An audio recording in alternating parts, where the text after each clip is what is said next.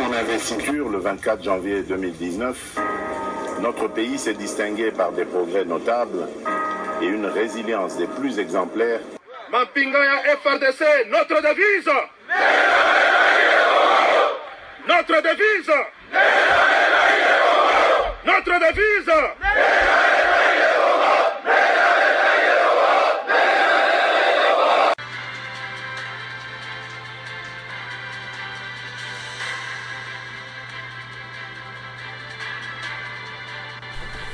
Bonsoir, bonsoir, bonjour, c'est Congo News 24. Bande Konanga, comme toujours avant de commencer notre émission, nous disons merci à Dieu. Nous disons merci à nos chers abonnés et téléspectateurs qui nous suivent partout dans le monde et en RDC. Bande Konanga, soyez les bienvenus.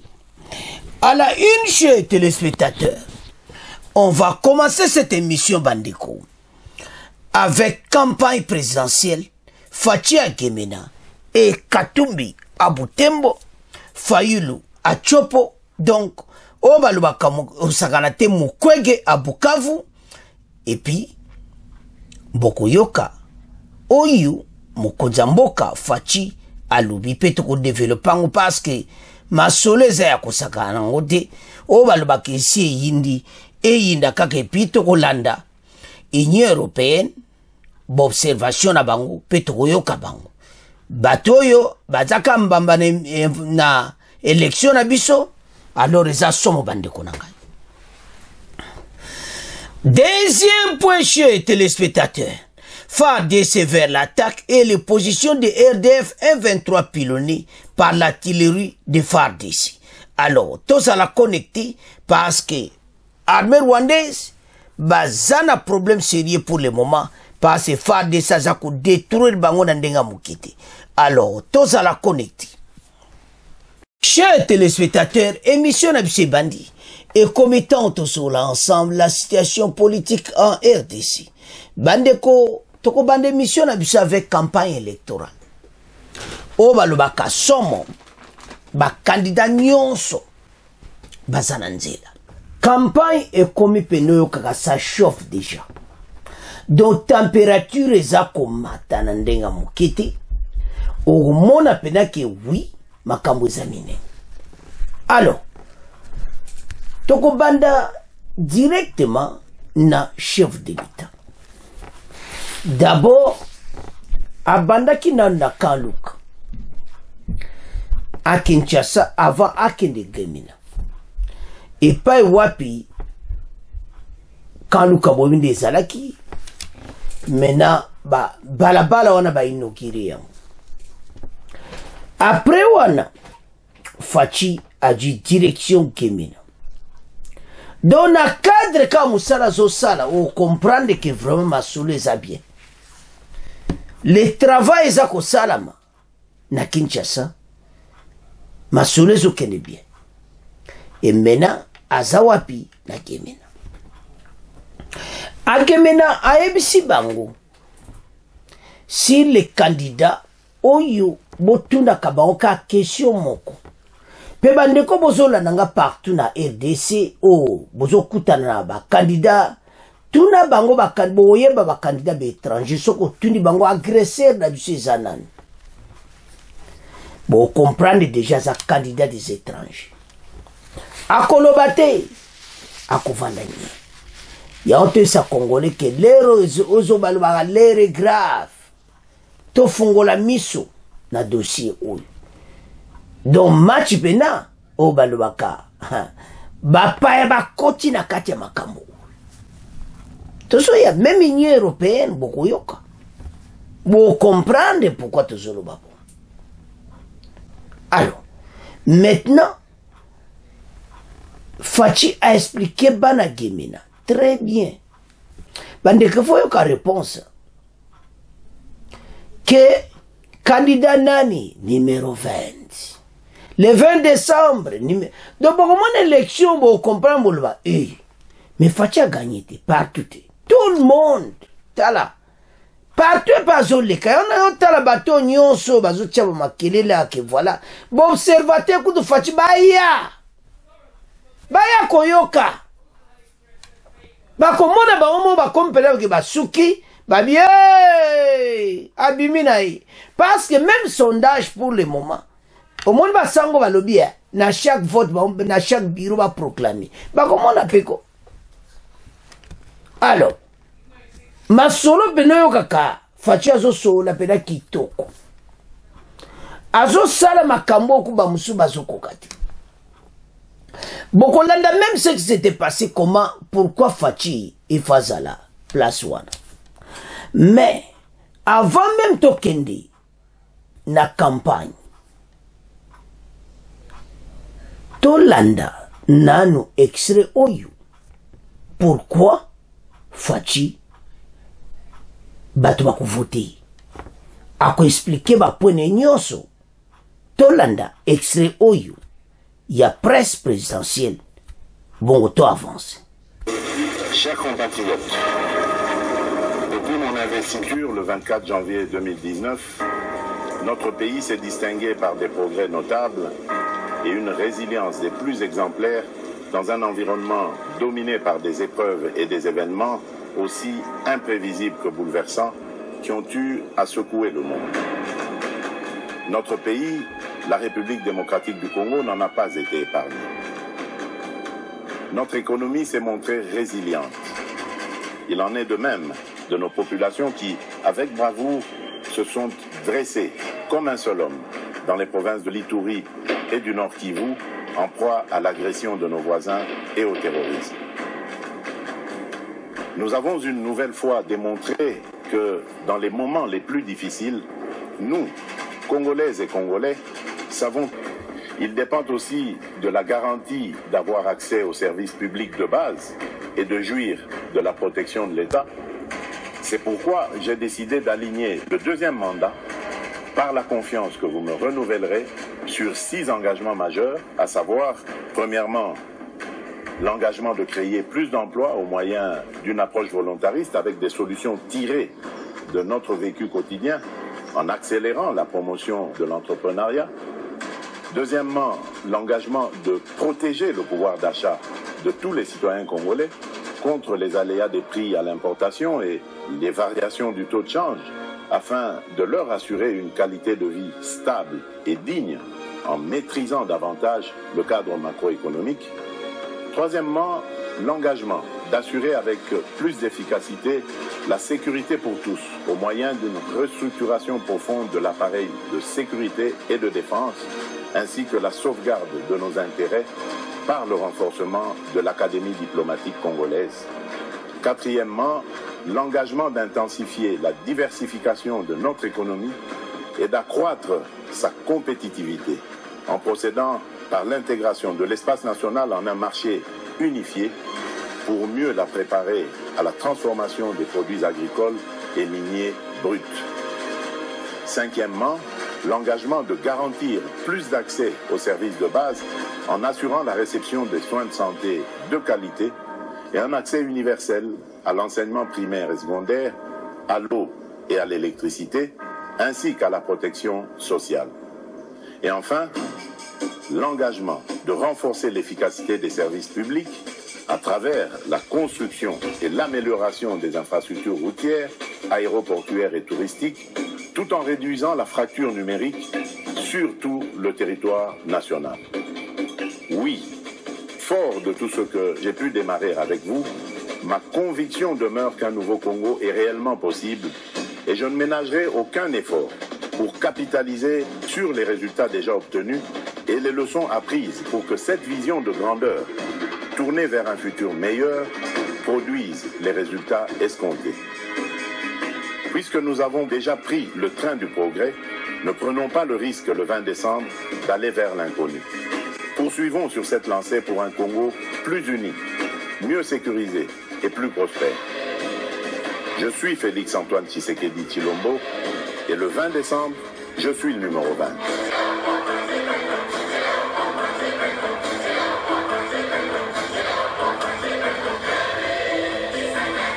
Bandeko tolandi extrait wana. Pourquoi ba Congolais faut ba voter Fachi? un parcours où tout le programme tourné à 145 territoires, makambu nyonso, nandenge à côté gratuité, nandenge à côté assurance maladie, nandenge à bongsi FARDC, donc la montée en puissance à FARDC, donc en tout ça, ndeto landi extrait wana. Bozo monate, kazo gagne kaka match. Donc on va le bagage à kosakanati. Ya on te sait ça va congolais. Que candidat numéro 20 azama baya moko donga ndenga chema baya na yesomo ba candidat ba paya ba souki parce que le problème qui est les années batu bazako s'attendre que a influence kozalate et c'est échec pour la mokonzi alors que baso mona pena ki to boyo katoko tanga boko comprendre pe ozo leka na campagne à Fachi. Donc opposition na biso, ils sont dispersés tozoya na Momo, tozoya na Mukwege, tozoya na Katumbi. Ils sont dispersés bazana force les sous-soutis. Et la personne balinga ba confier Katumbi, ba problème très sérieux. Ba problème à kosangana tena ba Congolais. Et zombi mon jour les jours bokoyo ka en émission bisuti. Ba Congolais bazo la sa clairement que balingi ete. En tout ça, on a dit que situation où il faut pena bana mboka totele. Biso nyonso to sala oyo ndenge peuple azako sala a RDC. Bango nyonso bazasima mokonzi. Alors, tokende directement na Gemena. Chers téléspectateurs, campagne présidentielle Fachi à Gemena. Katumbi à Butembo et Fayulu à Tchopo. Tozoya na Katumbi na Fayulu. Et puis Mukwege. Après Togoloba, Union européenne. Pour la première fois depuis son accession au pouvoir en 2019, le candidat de la République, le président de la République Tshisekedi a atterri ce samedi 25 novembre à Gemena, chef-lieu de la province du Sud-Ubangi, fief naturel de l'ancien vice-président et actuel ministre de la Défense Jean-Pierre Bemba, l'un des principaux alliés au sein de la plateforme Union Sacrée de la Nation. Tel est un précurseur, le leader du mouvement de libération du Congo MLC a mobilisé des milliers de personnes qui ont accompagné le candidat numéro 20 jusqu'à la place Kermesse, où il a tenu son grand meeting. Dans son discours, comme partout où il est passé, Félix Tshisekedi a demandé à la population de lui renouveler sa confiance pour un deuxième mandat. Il a vanté le travail abattu par l'équipe gouvernementale dans plusieurs secteurs et y a permis de relever le pays et selon lui dans les gouffres à son arrivée au pouvoir. Notre pays était dans les gouffres, mais quand nous avons créé l'Union Sacrée de la Nation, nous avons pris l'engagement, engagement moko direct, yako sakanati. Donc, yako programme, il y a 145 territoires pour le développement du pays. La gratuité de l'enseignement, la maternité, face à ces progrès déjà réalisés en si peu de temps, je vous demande de m'accorder un deuxième mandat pour continuer la reconstruction du Congo, a déclaré Félix Tshisekedi. Quand il y a presse présidentielle, message Bapessi. Dans la foulée, le président sortant a averti la foule au sujet d'un candidat qui serait porté par les étrangers. Ne votez pas pour les candidats des étrangers, votez pour moi. Ah bon, bite? Allez, bon, votez pour les candidats étrangers. Bon, votez y. Bon, l'année, biso va te tolobite. Yé moko fachi. Votez-moi, ne votez pas les candidats les étrangers, a-t-il argué, précisant que ce dernier est incapable de citer le Rwanda étant l'agresseur de la République démocratique du Congo dans sa partie orientale. Pourquoi vazo kwakotanga Rwanda ti? Katumbi yozana problème. Nous devons les protéger notre pays. La République démocratique du Congo, il faut éviter de voter pour les candidats des étrangers. Si vous voulez les reconnaître, c'est simple. Posez-leur la question de savoir qui agresse la partie est du Congo. S'il ne vous répond pas clairement que c'est le Rwanda et son président, vous allez vite comprendre que ce sont les candidats soutenus par les étrangers, a insisté le successeur de Joseph Kabila, Fachi. Alors, sans plus tarder, Toyoka Fachi Agamena, Nagemena Ndenga Yindisi, bon, auto avance. La gratuité de l'enseignement et ses bienfaits, le programme de développement local de 145 territoires, la montée en puissance de l'armée congolaise.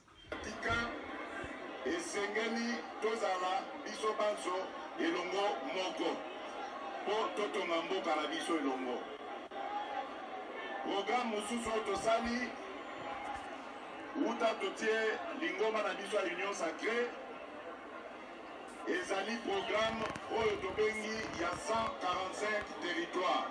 Le numéro 20 du 20 décembre prochain demande enfin à la population du Sud-Ubangi le renouvellement de la confiance pour faire plus et mieux encore en faveur du peuple congolais.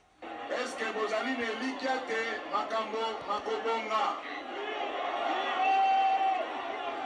Nakoki kotia likia Nabino Poete, Okotie Nangai Mikanda Nabino le 20 décembre.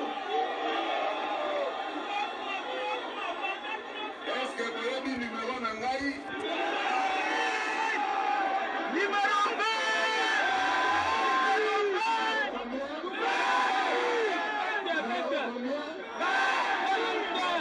Les feedbacks de sa demande ne s'est pas fait attendre. La population acquiesce et lui donne rendez-vous le 20 décembre 2023 dans la province du Sud-Ubangi pour le numéro 20. Le chef de l'État, candidat à sa propre succession, continue sa campagne dans le Grand Équateur. Bandeko Tolandia, Fachi a lobby penza. Et puis Bemba a sali mobilisation à kosa. Tala bandeko, Union Sacrée bazana avantage. Tala, yako sakanate. Bon comprendre qu'avant yaya, Bemba a dû dire malobana batunaï. Bemba a sa mobilisé Grand Équateur mobimba. Sud-Ubangi. Donc côté on a nyonso ya kosakanate masolo kitoko. Nzambe babebi na bango bazana problème sérieux na yebite ndeni ba okenda makambo bana mboka makambo za oyo kaka Fachi azo dominer partout. Donc bateau mayele sili bango bazoyi bate loko ni na kosala. Donc opposition sont dispersés. Batika na bango ka babo aka éponge. Parce Fachi pena koleka tala oye makambo yo bato tubako suka mokolo élection le 20 décembre tozao botelemi pena na bureau vote baso compter 1 candidat numéro 20 candidat numéro 20 candidat numéro 20 oh candidat 3 candidat numéro 20 20 20 20 23 20 20 20 20 20 23 donc bomona pena ki oh mais match za mubulwa donc Fachi a gagné l'élection oyo kaka na suffrage moko ya kosakanati. Même à 80%. Bango tuwana bako jwa 20. Tala, makambo dozo lo babola ya kadi mazo sebe yeza vraie élection. Tricage ezati na RDC bo vivre élection moko très propre. Osomona yango bazai koluka batu na bango bazala soki wapi na baseni me kosimba te parce kadima akosa musane propre pe le 20 décembre bokoyoka muta kolima na ndenge na ngana landi wana bazo tuna bango ke boko voter ni babi numéro na ngala babi nani candidat numéro 20 et match changé. Opposition et bazo tremble bazo mité mais beta tout baza na problème sérieux et c'est fini pour eux. Et puis Fachi a dit clairement ne votez pas les candidats des étrangers, votez pour moi. Ba candidat ba payo koyeba bango clairement tout na question wana biso atolobite que qui est notre agresseur. Ce quoi répondre bloc clairement ti bokoyeba déjà so akotanga kombote bokoyeba ke yewana ba okotanga ti Parce qu'ils ont des alliances. Toujours, c'est un exemple. Pourquoi la communauté internationale va condamner Kagame? C'est la même chose. Bakotanga komba Kagame ndenge nini masora kati ezali. Bakotanga komba Rwanda ndenge nini bakusole ezali. Candidat des étrangers. Nabatwara nyonso la communauté internationale. Bozana problème sérieux. Mokonza mboka aza ko avancer. Alors, akendeki avant Kenegimena. Balabala Kinshasa zo bongisaka. Mais travail eza osakana te. Tozala clair. Mboka wana bakoti wana pana 20 batiko bongisame Kinshasa te. Facha zo bana kotonga belengesa. Balabala ne wuti na Kanluka. Kanluka meneza ezaki donc mawa trop enclavé. Maintenant c'est tout fait. Bande ko mukonza mboka penako azo travailler. Donc soki to solo makambo yo to la clair. Kinshasa komaki mawa mais Fachi aye ko bongisa yango. Candidat numéro 20 Tolanda sans plus tard. Comment musala sana Kanluka do bana Kanluka so bozo la démission masolo kitoko. À Kinshasa, le pont Lubudi au quartier Kanluka, dans la commune d'Engaliema, est ouvert au public. Inauguration faite vendredi par le chef de l'État, qu'accompagnait le gouverneur de la ville de Kinshasa. Cette œuvre, construite sur fonds propres de la ville, fait la joie des habitants. Il permet de relier le Kanluka à la commune de Selembao. Babel Mpongo Masimango, reportage. Ce pont long de 158 mètres avec 9 de largeur vient désenclaver le quartier Kanluka. Dans la commune d'Engaliema, il est relié à la commune de Selembao via l'avenue Landou. Ce vendredi donc, c'est l'itinéraire que les deux personnalités ont emprunté sous les ovations de la population. Du Kanluka, ils sont allés jusqu'à Lembafoire en passant par le pont Lubudi d'abord, les avenues Landou, Chaba, Ngirengiri et Lengesa, et Luanza dans la commune de Makala pour chuter sur Kikwit à l'entrée de la foire internationale de Kinshasa à Lemba. Des ouvrages construits sur fonds propres de la ville. Ces routes nouvellement construites permettent de désengorger les avenues Bypass, Lumumba, Victoire et Kasavubu. Plusieurs routes secondaires sont en construction dans la ville de Kinshasa ou en train d'être inaugurées. C'est le cas récemment de l'avenue Nzolana, Marine, Ngaliema ou encore Rabaudouin en plein chantier à Gombe, Kwango également à Kitambo. Mais beaucoup reste aussi à faire en matière de route car plusieurs autres sont en état de délabrement avancé. C'est notamment le cas de l'avenue Kabambare. Bande Kotolandi. Kanluka ezalaki mawatro me balabala wana pene balo kitoko. Me balobi ke ba travaux ezaka ke belé na Kinshasa. Abongsi banzele belé mais siko bo comprendre. Siko yayi. Pas même 5 ans parce que 2 ans les qui n'ont qu'à 3 ans kaka. Totol baka 2 ans, il n'a pas à perdre bon sa gouvernement et tout ça. Donc pendant les 2 ans moi, je travaille à ça Kinshasa, bon, ça là qui 20 ans. Na ba 5 chantiers. Na oyowana. Et là, quoi ça? Bolandi. Keba lobi qu'il y a beaucoup à faire à Kinshasa. Kinshasa, les gens ont problème, même, bah, côté Moussoudon, Mawa. Mais toujours, Sabino. Clairement, que Fachi, Soko Pena Saraki 5 ans. Makambo kitoko yango wana tina zo senga deuxième mandat et puis batunyo so baza ko appuyer yango ete masole salama bandeko le pays ko changer ya ko sakanati congolais nyonso a comprendre mboka na ye akoloba oui mokonza mboka azo sala makambo kitoko ya onto zo sa ba congolais ke to fungola miso ba candidat ba paya bazoya kokosa batu. Katumbi akendaki na Butembo. Akomaki pe batu bayaki abani ko expliquer kandi azopesa ba promesse ba lara ko pesa bala. Ce peuple là batungi sabi mingi na guerre. Pourquoi ya poni kuna? Parce que peuple qui vous tango zo sikaki na kosili sa guerre. O aza bien informé te akosepela kaka mais pour ça l'action pas ce banda et de ces banda biso to yo mona kaka Fachi mutasale fort na es lelo ba voisin ba koma ko respecter biso pe pona kosilisa bitumba oyo. Ba promesse Katumbi ba milliards de dollars. Émission mwezo leka na RD Congo basango ba bokoyoka eza ya sika. So ke kuno komona après mission commandé ba lobeli Katumbi na ba millions de dollars azobimisa. Mais ça na RD Congo basango télévision chaîne na biso mosusu ba millions azobimisa. Osakana te. Katumbi na yebite pensé na élection le bite kaka mbongo. Peuple a na confiance na yo. Comment batu baza na confiance na yo? Ozo kwa kotanga kombo ya agresseur te et comme peut fachi ba du wana partout fachi azoleka azolo botu na yi. Nani aza agresseur na biso akwa koloba te. Pande on a mona makambo ta. Pas congolais, boso comprendre te. Boza la misu wapi ba congolais bana Nord Kivu. Botune question bana Butembo. Na kote wana est botuna yeso aye botuna ye. Nana za agresseur na bisao. Nana bomi biso Nord Kivu. Ba kotanga président Rwandais. Point d'interrogation.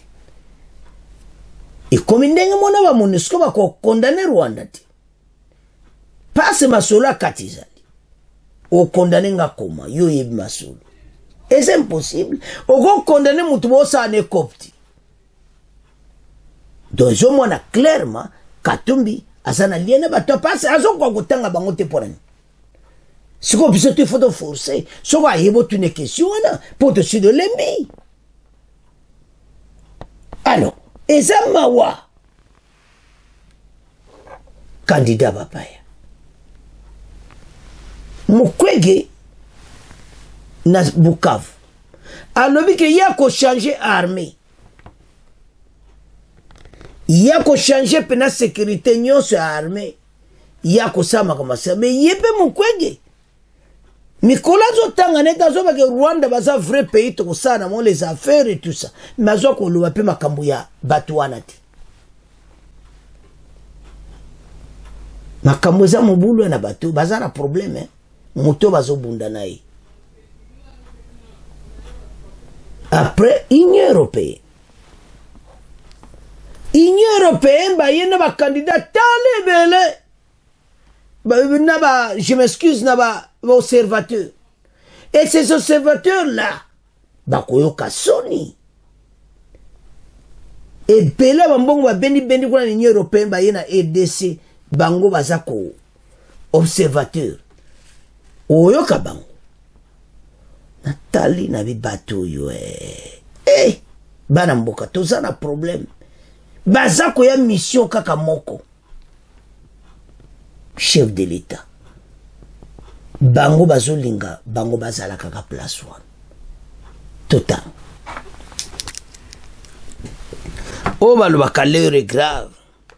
Bon, comprendre que makambo yo trop c'est trop. Soko tali oloba non pays na biso nous avons un problème sérieux. Parce que Batou bazana ba boule moko oyo soko tali olobi me toso kende wapi toba na Mukwege wana Denis Mukwege a également fait savoir que la réforme de FARDC est axée sur 3 piliers, à savoir les vigiles militaires, valorisation de la police nationale et un service de renseignement de qualité.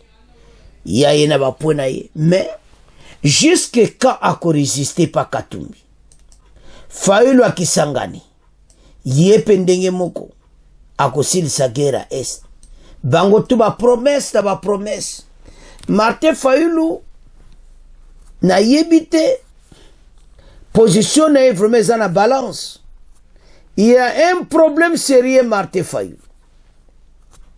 De l'autre côté aza vraiment attiré de côté Katumbi ke kalata ko céder ne micro. Albonga na tika ka na koma sima Katumbi. Mais total. Azo résister. Abifa kena yemoko. Mukwege yemoko. Mais leba okoma na suka bayo bonmo bayo mona teto sangane pa Katumbi. baza kopanzana bango nyonso wana. Frank Diongo, Sesanga, Matata Mpoye bango tu ba mikolo babungi na bango pona nini bakomo travailler na Katumbi. Bakomi ba travailler na Katumbi soto o comprendre. Esili masolo na bango comme ka sima Katumbi. Asa pesi parce qu'il faut pesa mupatas. C'est ça problème la biso na EDC. To céder au pesi mbongo et tout ça. Mais Fachazo kende kaka yemoko. Yango be européen ba luite. Ndenge vote zo salama. Tika biso to kita biso mona terrain. Union européenne, observation électorale na EDC oh. Bango wana baza sima ya opposition. Est-ce que cette opposition oyo bango ba candidat étranger, est-ce que bako gagner match oyo? Congolais tellement batuyo bakotika ko gagner élection na EDCT. Moto ko leka na EDC e fazala de père et de mère et c'est souma kama ko bombati. Do baye bayeti loko baza en face ya président Félix de père et de mère baza na problème. Katumbi a Butembo, Fayulu a Kisangani, donc baza ko pesa ba message mais baza dispersé.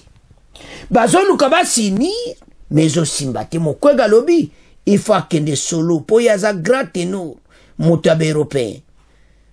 Katumbi yebe sur la communauté internationale simanaï. Et puis Fayulu pe masolo angwana. Alors, mission batoyu ba Union européenne bozo mona. Mission na bango ezaki Fatia zala na pouvoir ti. Bango batia candidat na bango oya ko bebisa sumboka na biso, oya ko affaiblir mboka na biso. Mais bayeti ke bazo koma na suka. L'heure est grave pour na bango. Ba Congolais ba fungole misu ba okokati. Alors, tolanda Union européenne ndenga ye kosala masolo après toloba si bango nyonso ba candidat wana bongo to avance. 100 observateurs européens seront déployés au RDC pour une mission d'observation électorale. Dans un premier temps, le lancement des 42 observateurs européens dans 17 provinces sur les 26 que compte le RDC a été effectué. En séjour à Kinshasa, la chef observatrice Marlene Bijork, membre du Parlement européen, a confirmé ses déploiements au cours d'une conférence de presse qu'elle a animée à l'hôtel Hilton. On vient aujourd'hui de lancer officiellement notre mission d'observation des élections. Je suis contente qu'on a répondu à l'invitation et qu'on est là de travailler tout au long de cet exercice démocratique. Et nous attendons, c'est que, évidemment, que les élections soient inclusives, transparentes, apaisées et démocratiques. Et comment comptez-vous vous organiser pour pouvoir faire cette mission d'observation? Nous avons des observateurs de longue durée qui sont déployés et qui seront déployés prochainement dans 17 provinces du pays. On a une équipe d'experts ici sur place à Kinshasa qui sont des experts dans le domaine de techniques électorales, de juridiques, de médias et ensuite qui vont faire un travail de fond. Et on aura aussi un renforcement des observateurs de courte durée au moment, la semaine autour de la journée d'élection même. Déjà, une équipe logistique et de sécurité et une autre composée de 13 analystes électoraux ont été déployés le 6 novembre dernier pour appuyer l'organisation des élections démocratiques transparentes et libres en République démocratique du Congo. Poyo Kindenga Zoloba, Union européenne, quel courage! Ah, Batuyo! Baye Penza! Donc, pona bango, ma solis, donc, ba ju penza, ma kabunyoso, amé, tout ça. Congolais, réveillez-vous. L'air est grave, et puis l'air a sonné. Et je suis tenté à causer là, besoin de pour les pays. Bon, l'année Union européenne. Dans les 17 provinces, tini ba candidat da bango. Et puis, bazana ba expert na RDC. Quels experts bako gagner nini? Candidats des étrangers, bas ensemble dans l'Union européenne, mais bako échoué na bureau à vote mokolona bako mona pena que oui bandeko même pour le moment sondage Fati azo mené musika Katumbi aza sima na Fayulu aza sima Katumbi donc ezo laksa clairement qu'il a concédé eza mukwege to ebite so continuer yé moko solo bazo résister mais oyo bako kende kala tete koyoka ba renoncer nde matata sa parce matata azako matata komi mutazo sala ba cop koya ko insister ba on ba rejoindre de Katumbi bande ko samawa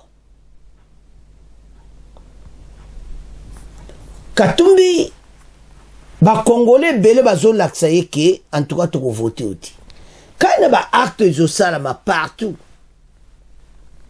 o ba attaque ba osala na e contre yezo laksa ki ba lingi eti mais toujours pexende violence ba twende ko botika violence bolo bana munoko botika ko sa mubulu na bo opposant wana ba ko bimisa ba raison ndenge na ndenge parce ba ko échouer na bango peuple congolais zala mayele botika ko brutaliser bango ba ko sana mo betala baza ko panzana 1 contre 6 Banya mayele Cécile bon bazoye baté et l'oni basala.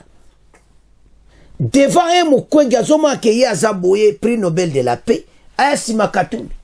Fayulu azoma akeye azana masse akesima Katumbi tala place ba panzani.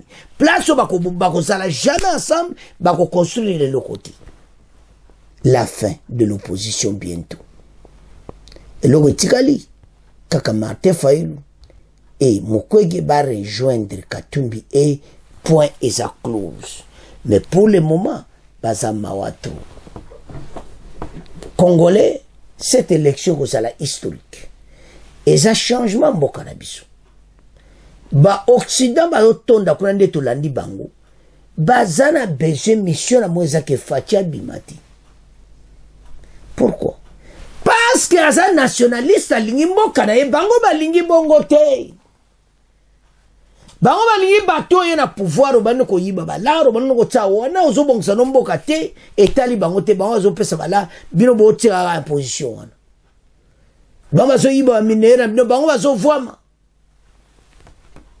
ba pays wana Occident kala tena ba sedik ba pesa ka bato ba ko tika yango place bo yiba kana Afrique ezosila siko ba mbongo bozwaka botiaka sécurité sociale na bino na pays européen bokoma na suka tozao bandeko eza ba pillage ya bamboka na biso ce qu'il se passe pour le moment. Alors maintenant soso tala biloko nyonso omona ke non ba congolais to fungola miso il y a trop de candidats des étrangers na mboka na biso. Mission ezaki bango bavanda na po bafaiblir mboka. Après Kagame azongela les mêmes affaires parce que Kagame a délégué na bango. Ya ontina baza ko insister moto atanga ka bato wana te. O akwa ko be omo be européen ba ko otanga Kagame. Jamais. Passe masola kati. Na otangi ndeni. Kagame opwatanga me bino wasima na ngati. Ozomona mo batanga Kagame isati. Kakaboui moko zamboka pa tala boui nazomona tobo sala biso to telema na position wana pas de négociation avec Kagame accord à loin de ça maintenu bato basuki. Alors l'Union européenne même a pesi oboyuto landa wana il avait donné combien de millions de dollars à Kagame pour son armée pour bayo bomo ba Congolais. Ouais, c'est comme ça makambo eza normal. Baye absolument lui voilà, nous sommes des observateurs très sérieux, il y en a des experts, des experts en quoi? Vous êtes là pour un but. Pour que votre candidat soit la vainqueur, mais il ne sera jamais vainqueur. Des pères et des mères vont voter moi na mboka. Et ça, c'est ma gauche droite. Ba étranger wana nyonso, c'est baza bato bazo ya kotia mobuli ya fache botu na monga question moko. Qui est notre agresseur? Baba. Lobat. Omoni.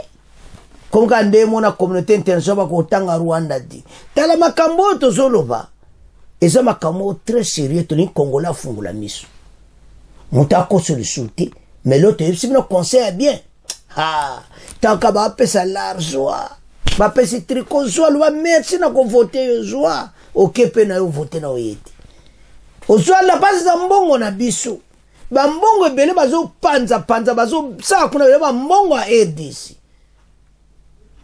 yangwana mutu anso ya peso l'argent eza ba mbongo we bima na trésor public na ba ndenge ebele parce ba travailler qui bazayi pe na gouvernement oh boko sa banani alors pana mboka totelema biso nyonso toyeba candidat autre ko voter pour pays oyo ke liboso eza suma kama okende gauche droite parce que ba candidat mosusu baza wana bazebele mais makambo bazosala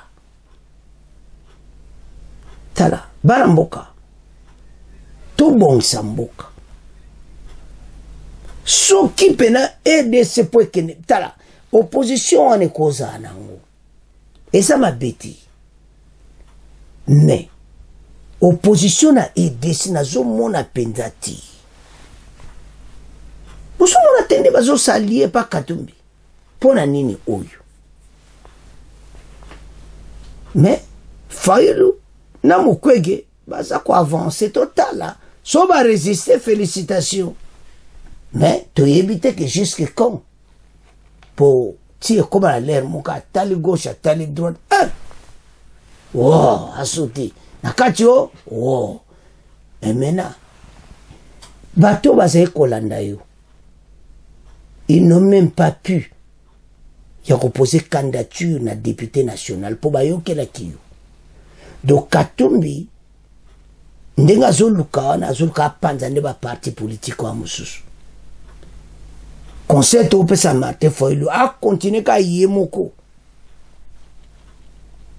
pour soka ke ko sangana ba député na ba ko balokela alors bana mboka c'est à ce point to comme tika premier point to comme que na deuxième point chers téléspectateurs to comme na des points na biso oyo ya guerre à l'est tolobaki chaque jour toza komemela bino ba vraiment solo oyoki otangi osepeli mpe ozwi vrai info tokokeke directement na Masisi akiliriwe epai wapi FARDC azosala masolo bandeko les positions ya armée rwandaise eza pilonné par l'armée congolaise.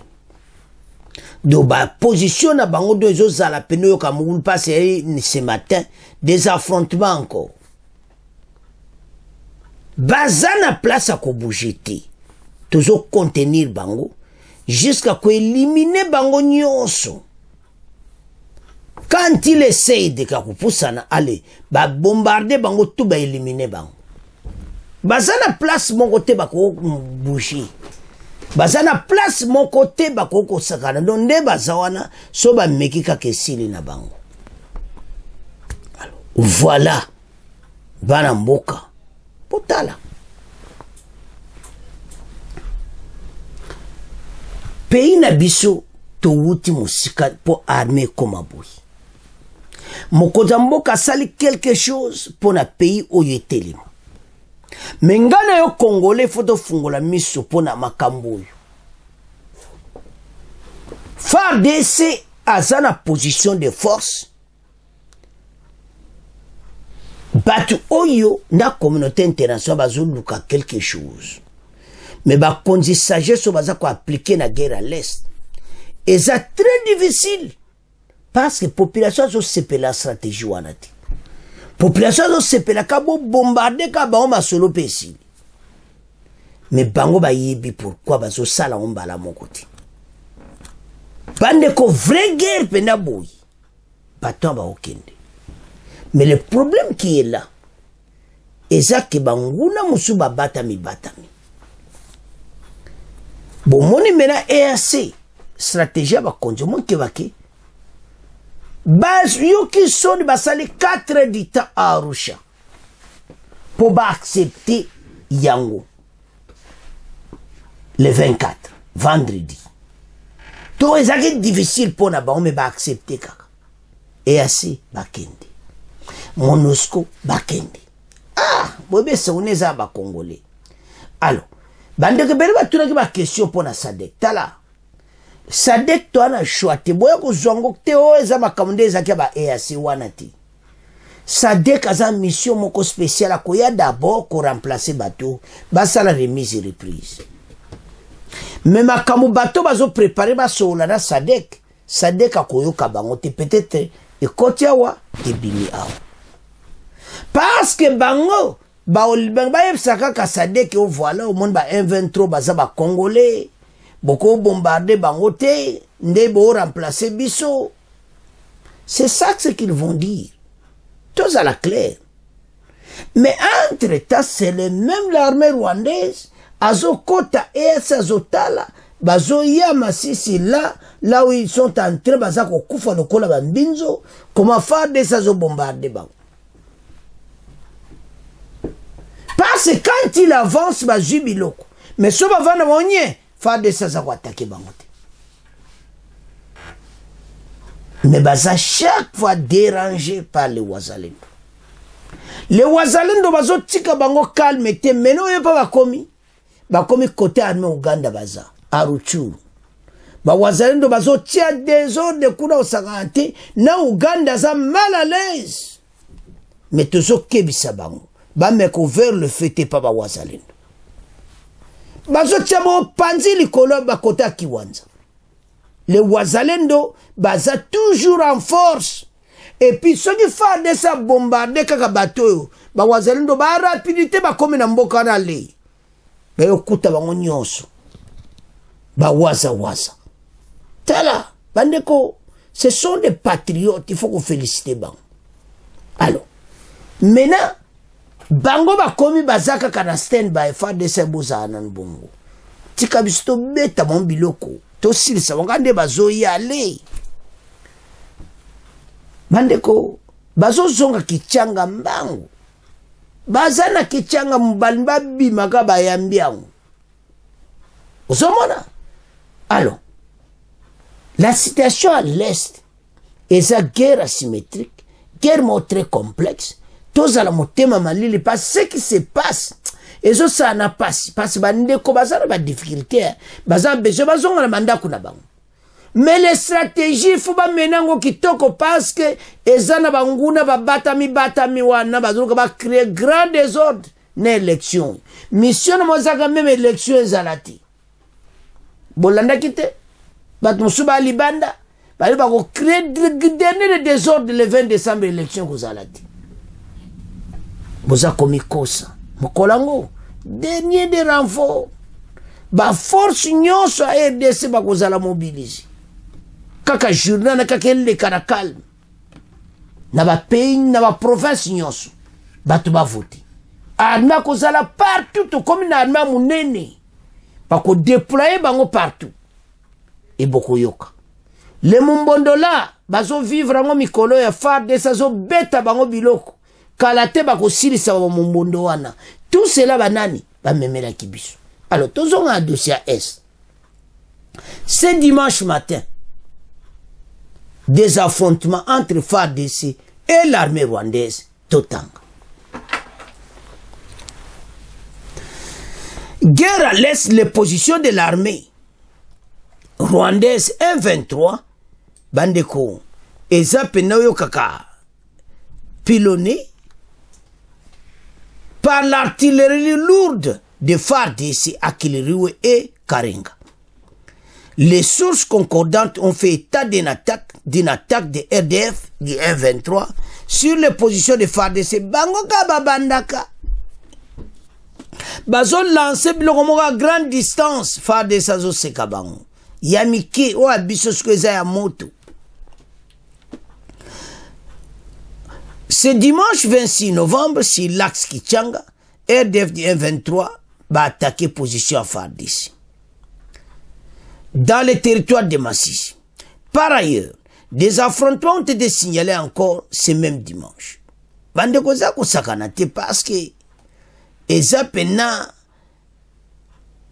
guerre moko donc sozotala position bitumba. Alors, des affrontements ont été signalés encore vers Kiliroué sur les mêmes axes routiers Sake Kichanga. Cependant, il est difficile de vérifier ce qui se passe sur le théâtre des opérations. Avec des sources officielles à Kiliroué, la société civile de Sake signale un afflux de déplacés qui continue à arriver par dizaines de ménages. Faustin Kassole, son président, plaide en faveur des personnes qui, pour certaines, passent la nuit à la Belle Étoile. L'air est grave.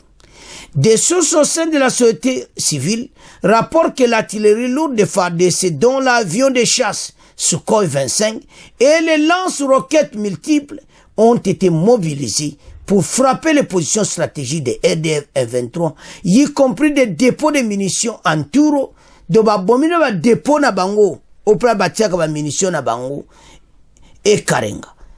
Rappelons que les forces armées congolaises continuent à occuper des villages, Tuonan et ses profondeurs dans la région de Karenga, mais aussi Makombo Kingi et ses alentours dans le groupement Kamuronza, une quinzaine de kilomètres de Sake.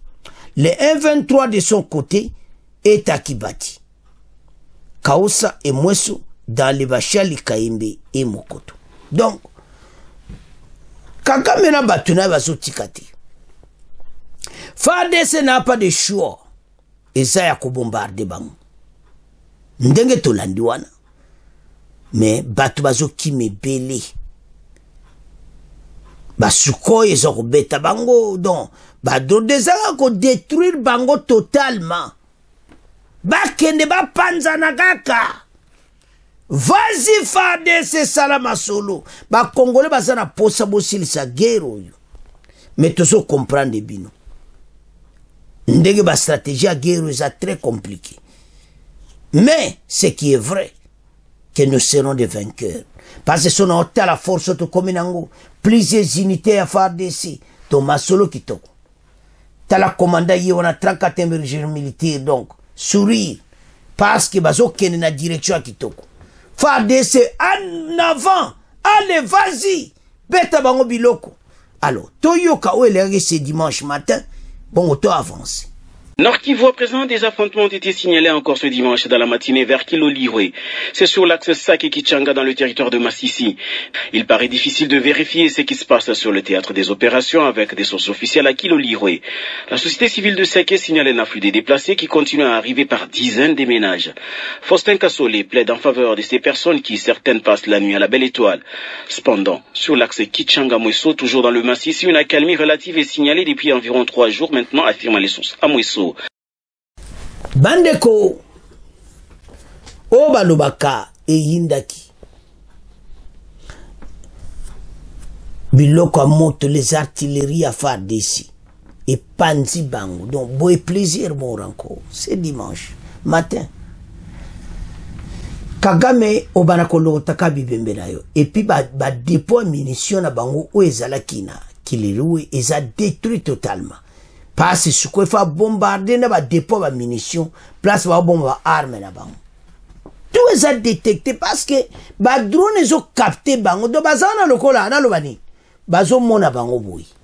Vous comprenez que ba drone ezo capté à 3500 km. Beaucoup pas tamara. Pour ça la place té. Bazo capté bidon. Alors, maintenant FARDC ba avancer, ba zawana, na ba village na kota Karenga, ba se planter wana.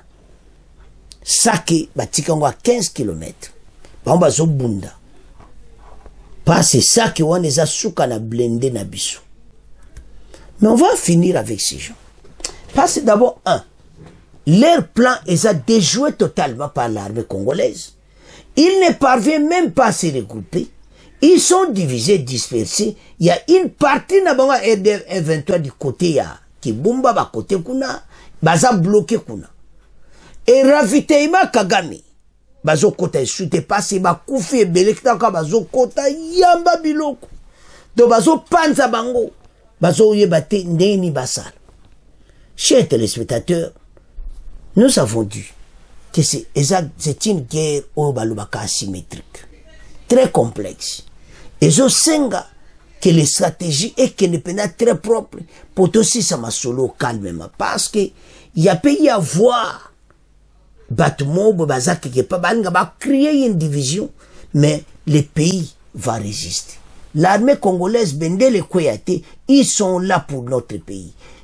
Protéger l'intégrité territoriale de la RDC, protéger le bien de la population, protéger ce pays. Et puis bazawana bazo tikati. Kagame avait essayé tout, bandeko, tous les manœuvres, mais il n'a pas pu faire le askokite. Donc bon on a comment la stratégie na mozo kota mai, biso tozo ke liboso. Congolais mboka na biso tozana nyonso. Oyo un pays comme grande puissance. Mais Batouana bazolinga bongoti. Ils sont même contre le président Ofachi kaka poaza nationaliste. Bazolinga batia mutu na bango candidat des étrangers. Baza un problème. Et pas se reverser maintenant pendant que bazana bango bazana mon pona EDCT bazana pona bango moko poche na bango moko donc oh tu as ma songe bazo pesa ba promesse bako sana bango ngote mission na bon za affaiblir notre armée affaiblir les pays tous en état aux akilera président Kabila mais ko sala malisuti les pays na va payer bandi ko décoller yoya ko son choix chez nous non.